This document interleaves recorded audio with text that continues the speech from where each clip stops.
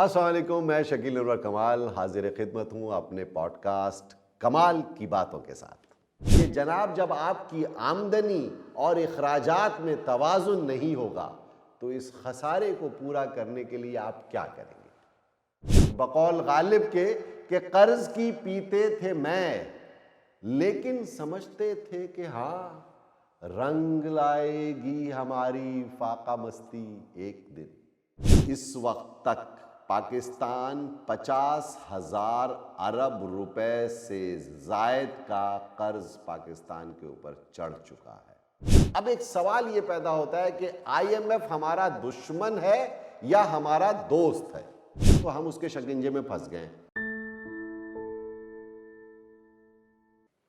अब कमाल की बातें तो हम करने जाते ही हैं रोजाना, लेकिन मसला ये है कि इस वक्त पाकिस्तान की जो माशी सूरत हाल है वो भी बहुत दगरगू है। और पाकिस्तान के ऊपर, जैसा कि आप जानते हैं कि महंगाई का दबाव है, इस वक्त आवाम परेशान है, आईएमएफ की बड़ी कड़ी शराइत का सामना है और उसके बारे में आजकल के टॉक शोज जो हैं वो भरे पड़े हैं कि पाकिस्तान ने जो रिसेंटली पाकिस्तान की गवर्नमेंट ने और असेंबलीज़ ने जो लॉ पास किया है, जो अमेंडमेंट बिल पास किया है, उसमें स्टेट बैंक की ऑटोनॉमी को लेकर के बहुत सारी बातें की जा रही हैं कि पाकिस्तान की मौजूदा हुकूमत ने स्टेट बैंक ऑफ पाकिस्तान को आईएमएफ के हाथों गिरवी कर दिया। इस किस्म की बातें हम हर अदवार में होती रही हैं, हर दौर में होती रही हैं। ये बात नई नहीं है, चाहे वो मियाँ नवाज शरीफ साहब का ज़माना हो, चाहे पीपल्स पार्टी की हुकूमत हो, चाहे किसी डिक्टेटर की हुकूमत हो, चाहे मौजूदा हुकूमत हो, हर दफ़ा ही हमें आईएमएफ के पास जाना पड़ता है। ठीक है, तो आज हम आपको ये बताएं कि हम आखिर कर्ज लेते क्यों हैं, क्या ज़रूरत पड़ती है कि हमें ये कर्जा लेने की आईएमएफ से, वर्ल्ड बैंक से या किसी से भी। इसका बहुत आसान सा जवाब है, और वो ये है कि जनाब, जब आपकी आमदनी और अखराजात में तवाज़ुन नहीं होगा तो इस खसारे को पूरा करने के लिए आप क्या करेंगे? लामहला आप अपनी एक्सपेंडिचर को, जो स्पेंडिंग्स हैं आपकी, आप उसको कट करेंगे या तो, और दूसरी सूरत यह है कि आप अपनी आमदनी बढ़ाएंगे। लेकिन अगर इस मौजूदा साल के अंदर आपकी आमदनी और अखराजात में तवाज़ुन नहीं रहा तो आप इस डेफिसिट को पूरा करने के लिए आपको कर्ज लेना पड़ता है।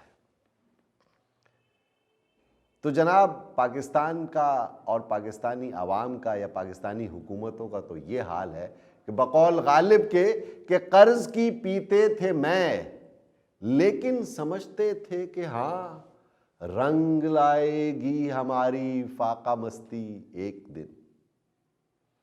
तो जनाब, कर्ज की जब आदत पड़ जाए तो यकीन करें उसके चुंगल से निकलना बहुत मुश्किल हो जाता है।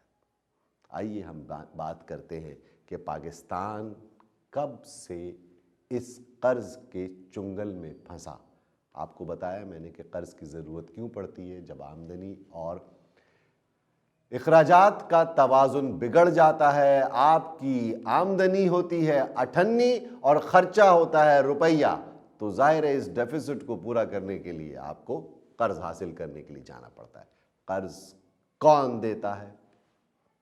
There are two types of borrowings which Pakistani governments usually do. One is internal borrowing and second is external borrowing. Internal borrowing के अंदर हम बैंकों से कर्जा लेते हैं, हमारी हुकूमतें स्टेट बैंक से लेती हैं, स्टेट बैंक कमर्शियल बैंकों से पैसा उठाता है। हम ट्रेजरी बॉन्ड्स की सेल करते हैं, हम प्राइस बॉन्ड्स इशू करते हैं, हम सेविंग स्कीम्स के ज़रिए आवाम से पैसा लेते हैं, हम दीगर शरह सूद के ऊपर लोगों से पैसा उठाते हैं, जो उसे हम तो अब इंटरनल बोरोइंग कहते हैं, ताकि हमारा जो फिस्कल डेफिसिट होता है उसको कवर करने के लिए हम इस तरह की बोरोइंग्स करते हैं। और एक्सटर्नल बोरोइंग जो है वो हम ऑब्वियसली मल्टीलेटरल एजेंसीज के पास जाते हैं, like IMF, world bank, IFC और दीगर बैंकों के पास, जो कि इंटरनेशनली हमें लोन देती हैं। लोन वो हमें इसलिए देती हैं कि ताकि हम अपने बजट का खसारा पूरा कर सकें। और जब हम बजट का खसारा पूरा कर लेते हैं वक्ती तौर पर लोन हासिल करके, तो अब हमें इस लोन को, इस कर्जे को लौटाना भी है और बमै सूद लौटाना है, ये याद रखिएगा। तो हमें क्या करना चाहिए? लाजमी है कि हमें अपनी आमदनी को बढ़ाने की जद्दोजहद करनी चाहिए। अब आमदनी के रिसोर्सेज, आमदनी के जो सोर्सेज हैं पाकिस्तानी हुकूमत के और पाकिस्तान के, वो क्या है? आमदनी के सोर्सेज का जो सबसे बड़ा आपका रेवेन्यू है वो है FBR, यानी कि टैक्सेस की मद में आपको आमदनी होती है। गवर्नमेंट को जो आमदनी होती है वो सबसे बड़ी आमदनी टैक्सेस की मद में होती है, डायरेक्ट और इनडायरेक्ट टैक्सेस की मद में। अब वो एक्साइज ड्यूटीज़ होती हैं, जनरल सेल्स टैक्स होते हैं, इंपोर्ट ड्यूटीज़ होती हैं, इसके अलावा वैल्यू एडेड टैक्सेस होते हैं, वैट जिसे हम कहते हैं। और अभी रिसेंट पास्ट के अंदर गवर्नमेंट ने जो इंपोर्टेड आइटम्स के ऊपर 17% वैट का इजाफा किया है, जिसकी वजह से महंगाई का एक तूफान बपा होने का ख़तरा है। तो ये इसीलिए इससे गवर्नमेंट रेवेन्यू जनरेट करती है। दूसरी आपकी एक्सपोर्ट प्रोसीड्स होती हैं, जिससे आपको फॉरेन एक्सचेंज मिलता है, यानी कि आप अपनी पैदावारी सलाहियतों के ज़रिए जो कुछ आप अपने मुल्क में बनाते हैं उसे अपने मुल्क की खपत तो पूरी करते ही करते हैं, साथ साथ दूसरे ममालिक में उसे एक्सपोर्ट करते हैं, जिसकी वजह से आपको ज़र मुबादला आता है। ये आपके लिए एक बहुत बड़ी आमदनी का बायस बनता है। और तीसरी आमदनी जिसे आप फॉरेन एक्सचेंज में आती है आपके पास, वो होम रेमिटेंसेस होती हैं, जो कि ओवरसीज़ पाकिस्तानीज़ आपको पाकिस्तान में स्टेट बैंक के चैनल के ज़रिए भेजते हैं, और वो भी आपके फॉरेन एक्सचेंज रिजर्व्स को भी स्ट्रेंथन करती है और आमदनी के ज़ुमरे में हम उसे किसी हद तक शामिल करते हैं। अब मसला ये है कि इंटरनल बोरोइंग कर लें, एक्सटर्नल बोरोइंग कर लें, तो सबसे पहली बात तो ये समझ में आई कि जब हम IMF से बात करते हैं, क्योंकि IMF is a well known name और सबसे ज़्यादा उसी का नाम लिया जाता है, गो कि हम IMF से भी, इंटरनेशनल मॉनेटरी फंड से भी लोन लेते हैं, वर्ल्ड बैंक से भी वो लोन लेते हैं, एशियन डेवलपमेंट बैंक से भी लेते हैं, इंटरनेशनल फाइनेंशियल कॉरपोरेशन से भी लेते हैं, और दीगर कंट्रीज़ की फाइनेंशियल इंस्टीट्यूशन से भी हम लोन लेते हैं। हम सुकूक बॉन्ड इशू करते हैं, हम ट्रेजरी बॉन्ड्स इशू करते हैं, हम पाकिस्तान इन्वेस्टमेंट बॉन्ड्स इशू करते हैं, ताकि वो इंटरनेशनल पोर्टफोलियो मैनेजर्स उस बॉन्ड को बाय करते हैं और हम उसको एक मुनासिब शरह सूद के ऊपर फ्लोट करते हैं, जिसमें हमें शरह सूद देनी होती है, और हम पैसा जनरेट करते हैं और अपने डेफिसिट को पूरा करते हैं।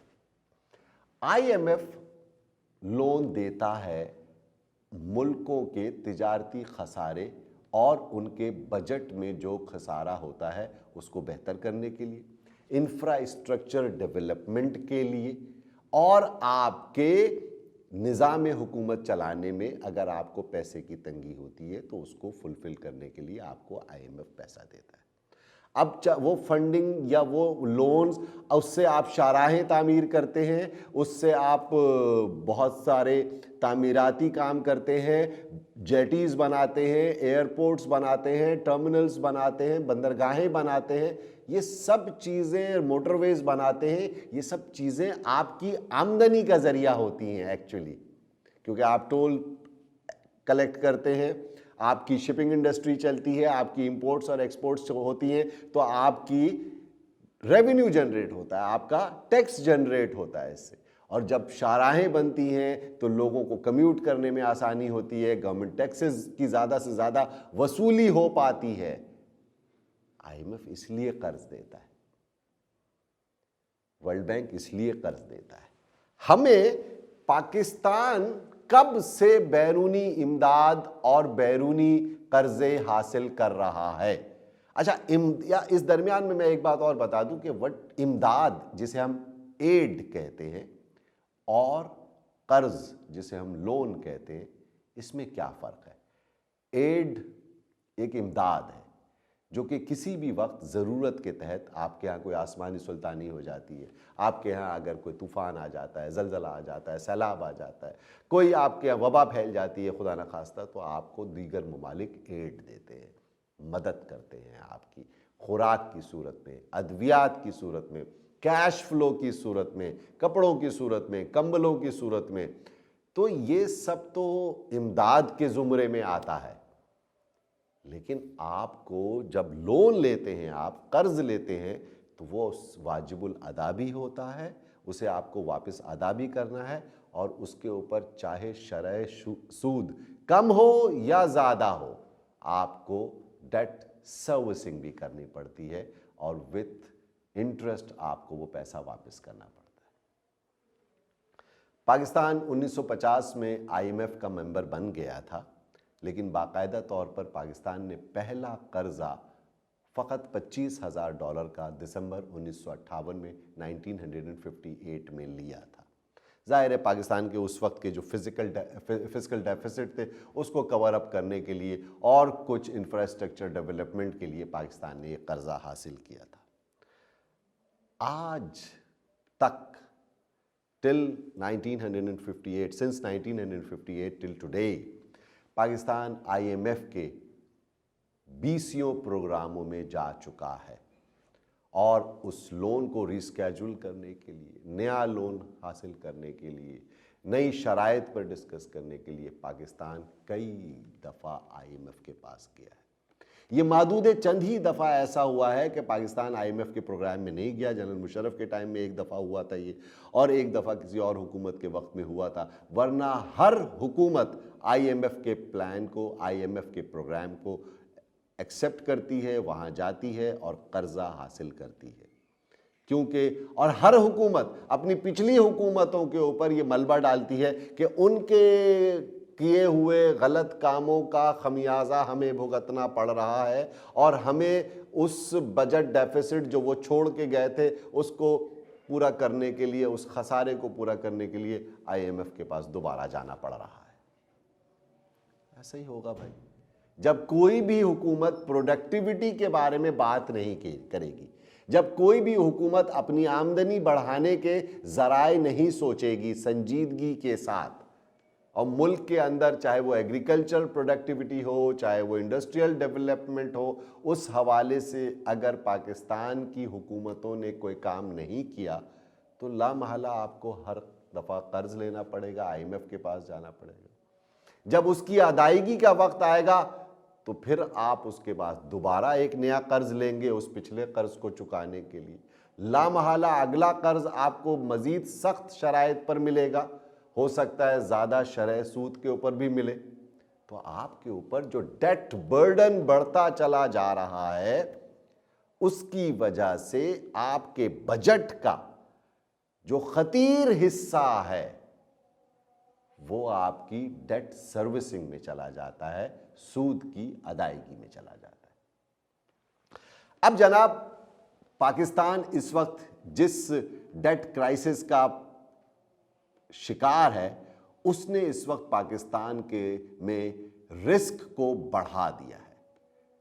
इस वक्त ऐसा महसूस होता है क्योंकि जो इंटरनेशनल लेंडिंग एजेंसीज हैं और दीगर जो ममालिक जिनके साथ आपके बाइलेटरल ट्रेड्स के एग्रीमेंट हैं, वो आपसे सौदा लेते हुए भी घबराएंगे कि पता नहीं कहीं खुदा ना खास्ता खाकम बदहन पाकिस्तान डिफ़ॉल्ट ना हो जाए। इस वक्त पाकिस्तान के ऊपर ये सूरत हाल आन पहुंची है। इसीलिए पाकिस्तान की हुकूमतें बार बार IMF की डिक्टेशन लेनी पड़ती है। अब एक सवाल ये पैदा होता है कि IMF हमारा दुश्मन है या हमारा दोस्त है। जाहिर है अवामी जो राय है और उमूमी जो रवैया है उससे तो हमें यह समझ में आता है कि IMF हमारा दुश्मन है अव्वलीन है, और IMF ने हमें कर्ज के शिकंजे में जकड़ लिया है और हमारी जायदादें खुर्क हो जाएंगी, और पाकिस्तान गिरवी रखा गया है और स्टेट बैंक भी गिरवी हो गया। हमारी शाहराएँ, motorways, radio station, TV station और पता नहीं इदारे हमारे जो हैं वो गिरवी हो गए। पहली बात तो मैं आपको बता दूं कि इस वक्त तक पाकिस्तान 50,000 अरब रुपए से जायद का कर्ज पाकिस्तान के ऊपर चढ़ चुका है। It is more than 50.5 trillion rupees कि पाकिस्तान ने एक्सटर्नल बोरिंग कर दी है और गुज़िश्ता 3 सालों के अंदर इस 50,000 अरब में से 20,000 अरब की बोरोइंग सिर्फ गुज़िश्ता इस हुकूमत के दौर में हुई है। और ये मेरी अपनी फिगर्स नहीं है, ये स्टैटिस्टिकल ब्यूरो और गवर्नमेंट ऑफिशियल की खबरें हैं, उसके मुताबिक ये तस्दीक करके मैं आपको बता रहा हूँ। जनाब 50.5 ट्रिलियन रुपीस पाकिस्तान इस वक्त दुनिया से इस वक्त कर्जा ले चुका है, IMF से, वर्ल्ड बैंक से और दीगर एजेंसी से। अब सवाल मैंने अभी थोड़ी देर पहले जो किया था वो उसमें बीच में मुझे ये फिगर बतानी पड़ गई कि IMF आपसे चाहता क्या है। IMF आपको कर्जा देता है ताकि आप आपका बजट डेफिसिट दूर हो। IMF आपको कर्जा देता है ताकि आप इंफ्रास्ट्रक्चर पर डेवलपमेंट करें, आप प्रोडक्टिविटी अपनी बढ़ाएं, तो आप कर्जा अदा करने के, वापस करने के काबिल हो सकेंगे। अगर आपकी प्रोडक्टिविटी बढ़ेगी, आपकी आमदनी बढ़ेगी, तो आप कर्जा अदा भी कर देंगे और आइंदा कर्जा ना लेने की भी सूरत हाल बनेगी।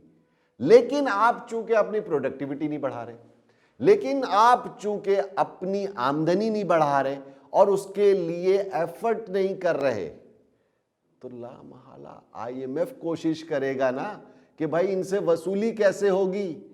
अगर वसूली करनी है किसी से तो लाजमी वो अपनी पॉलिसीज इंप्लीमेंट कराएगा, वो पॉलिसीज जो कि आपके लिए बेहतर बिजनेस एनवायरनमेंट क्रिएट कर सके, आपके यहाँ बेहतर टैक्स नेटवर्क क्रिएट कर सके, वो पॉलिसीज जिससे आपका रेवेन्यू बढ़ सके, जिससे आपके यहाँ करप्शन का कलाकमा हो सके, जिससे आपकी प्रोडक्टिविटी में इजाफा हो सके। ये पॉलिसीज वो है जो IMF हमें बता रहा है। मैं आपको एक IMF की वेबसाइट पे जाकर के आप खुद भी पढ़ सकते हैं, मैं फिर भी आपको चंद मोटी सी बातें दो बताना चाहता हूं ताकि हम समझ सके कि ये IMF जो है वो हमारे लिए अच्छा है या बुरा है। भाई अब अच्छा है या बुरा है जो कुछ भी है, मसला ये है कि इस वक्त तो हम उसके शिकंजे में फंस गए। उसने तो आ करके हमें ऑफर नहीं की थी ना कि कर्ज ले लो कर्ज। ओ भाई हमारा खसारा था, हम लेने के लिए कर्ज गए उनके पास। जब हम उनके पास कर्ज लेने गए और हम अदा नहीं कर सके और उस कर्ज की अदायगी के लिए दोबारा कर्ज लिया और तीसरी दफा कर्ज लिया, अब तक हम 20 से ज्यादा प्रोग्रामों में IMF के जा चुके हैं और रिसेंट पास्ट के अंदर भी हमें $1 अरब की जरूरत है। और इस सिलसिले में IMF का जो रिव्यू बोर्ड है वो बैठ रहा है 12 जनवरी को शायद, और अब शायद उसकी डेट एक्सटेंड हो गई है, वो 28 जनवरी को बैठेंगे। तो पाकिस्तान तो बार बार जा रहा है उनसे निगोशिएट करने के लिए कि भाई खुदा के लिए हमें पैसा दे दो, और अगर ये IMF हमें पैसा नहीं देगा या हमें वर्ल्ड बैंक पैसा नहीं देगा या मल्टीलेटरल एजेंसीज पैसा नहीं देंगी तो हमारे डिफ़ॉल्ट होने का ख़तरा है, क्योंकि हमारे पास पिछले कर्ज़ों का बोझ है। अभी रिसेंट पास्ट के अंदर सऊदी अरेबिया ने हमें ऑयल की डेफर पेमेंट के हवाले से हमारी मदद की और वो भी लोन दिया, हमें पाकिस्तान के फॉरेन एक्सचेंज को स्ट्रेंथन करने के लिए $1 अरब और भी दिया। लेकिन ये सब पैसा हमें वापस करना है और विथ सूद अदा करना है। ऑयल की डेफर्ड पेमेंट का मतलब ये होता है कि हम दुनिया से ऑयल इंपोर्ट करते हैं, यकीनन सऊदी अरब हमें उधार पर 1 साल के उधार पर तेल दे देगा। लो भाई 1 साल के बाद जो तेल हमने इस्तेमाल किया है उसकी अदायगी तो करनी है ना। तो ये भी कर्ज की ही कोई सूरत है। भाई आप किराने की दुकान से ग्रोसरी खरीद मंगवा लें उधार पर, तो लामहला आपको उसका पैसा तो देना है ना। वो तो आप यूज कर लेंगे, ग्रोसरी खा लेंगे, वो फ्यूल जो आप इंपोर्ट कर रहे हैं, वो जो क्रूड ऑयल आप इंपोर्ट कर रहे हैं, वो तो आपकी मशीनरीज यूज कर रही है, उससे बिजली बन रही है, उससे कारखाने चल रहे हैं, उससे बिजली के घर चल रहे हैं, तो सब तो काम हो रहा है। आपके जेट फ्यूल को ऑयल मिल रहा है, जेट फ्यूल ऑयल मंगवा रहे हैं, हवाई जहाज चल रहे हैं, गाड़ियां चल रही हैं। तो मैं ये पूछना चाह रहा हूं, जो अमूमी तौर पर हमारे लोगों का, हमारे अवाम का ये ख्याल होता है कि एक्चुअली व्हाट IMF वांट्स। तो मैं आपको IMF की वेबसाइट से मैंने पढ़ा तो मैंने कहा बड़ा इंटरेस्टिंग है कि IMF करना क्या चाहता है हमारे साथ। जो हम बार बार IMF को गाली दे रहे हैं, हम उसको बुरा भला कह रहे हैं कि IMF जो है वो एक साजिश के तहत हमारा, भाई साजिश वाजिश कुछ नहीं है, सही है। Beggars are not choosers, okay. जब आपके पास पैसा नहीं होगा तो आप कर्जा लेने के लिए जाएंगे। अब आप प्रोडक्टिविटी नहीं बढ़ा रहे, आप टैक्स रेवेन्यू नहीं बढ़ा रहे, आमदनी नहीं बढ़ा रहे, तो IMF आपको बताएगा कि आमदनी बढ़ाने के तरीके क्या हैं। एक्चुअली IMF आपसे चाहता है कि how you can improve your income, how you can generate more revenue. So let me tell you something what IMF actually wants.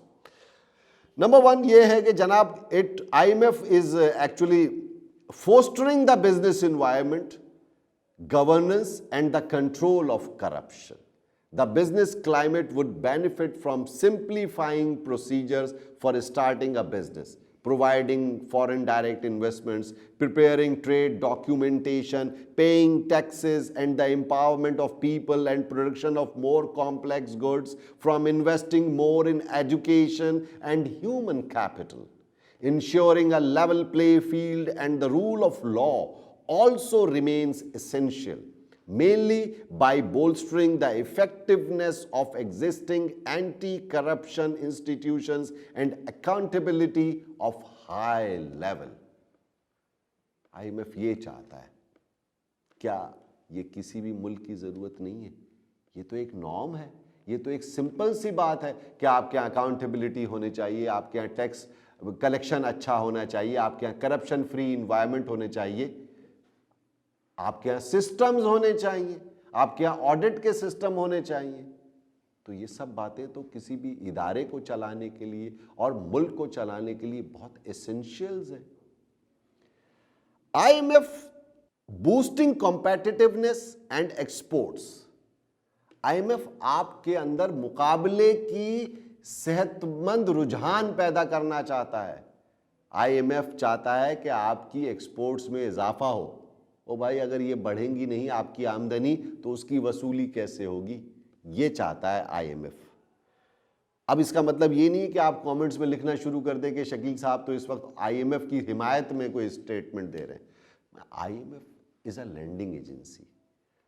अल्लाह बचाए बैंक से, मल्टीलेटरल लैंडिंग एजेंसी से, कहीं भी कि हर इंसान को, हर मुल्क को, हर इदारे को महफूज रखे।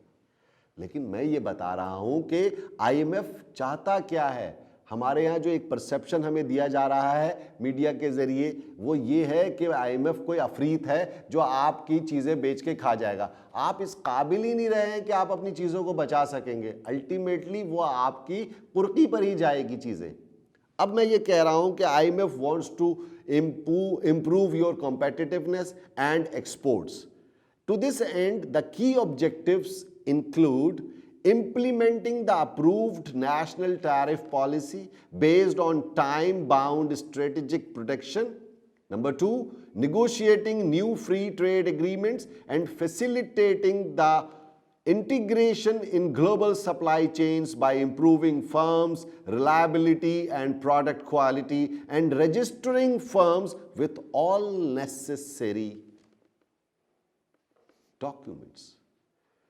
IMF wants to promote financial deepening and inclusion to better channel savings towards productive investment, improve the allocation of resources, and diversify risks. Key policies remain entrenching macroeconomic stability, strengthening institutional and regulatory frameworks.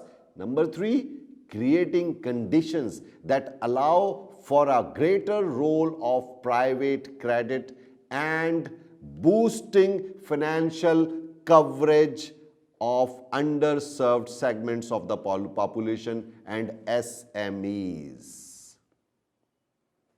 Last but not the least, IMF wants us to work for climate change because Pakistan इस वक्त दुनिया के उन countries के अंदर है जहाँ पर बहुत ज़्यादा क्लाइमेट चेंजेस के असरात आ रहे हैं। तो पता क्या चला हमें, क्या IMF क्या चाहता है? IMF भाई अपने पैसों की रिकवरी चाहता है और उसके लिए चाहता है कि आप इंसान के बच्चे बन जाओ, ट्रैक्स का नेटवर्क सही करो, प्रोडक्टिविटी को इन्हेंस करो, एक्सपोर्ट्स को अपनी बढ़ाओ, उसके लिए सिस्टम बनाओ, उसके लिए ट्रांसपेरेंसी क्रिएट करो, उसके लिए ऑडिट का और प्रॉपर निज़ाम लेकर के आए। IMF ये चाहता है, चाहे वो आपका स्टेट बैंक हो, चाहे वो आपके SOEs हो जो स्टेट एंड ओन्ड एंटरप्राइजेज हैं, जो कि सफ़ेद हाथी हैं, स्टील मिल, PIA, कितने इदारे हैं जो जिन पर आप अरबों रुपया फूंक रहे हैं, लेकिन वो आपको 1 रुपए की आमदनी नहीं दे रहे, तो आईएमएफ चाहता है कि आप इनको वायबल बनाएं, वरना बेचें, प्राइवेट सेक्टर को दें, प्राइवेटाइज करें और उसकी आमदनी से कर्ज उतारें। आईएमएफ ये चाहता है जनाब। आप सबका बहुत बहुत शुक्रिया। मेरे वीडियो को लाइक करना और सब्सक्राइब करना मत भूलिएगा। मैं इसी तरह की माशी बहरानों के बारे में, माशी बेहतरी के बारे में और अच्छी अच्छी कमाल की बातें लेकर के हाजिर होता रहूंगा।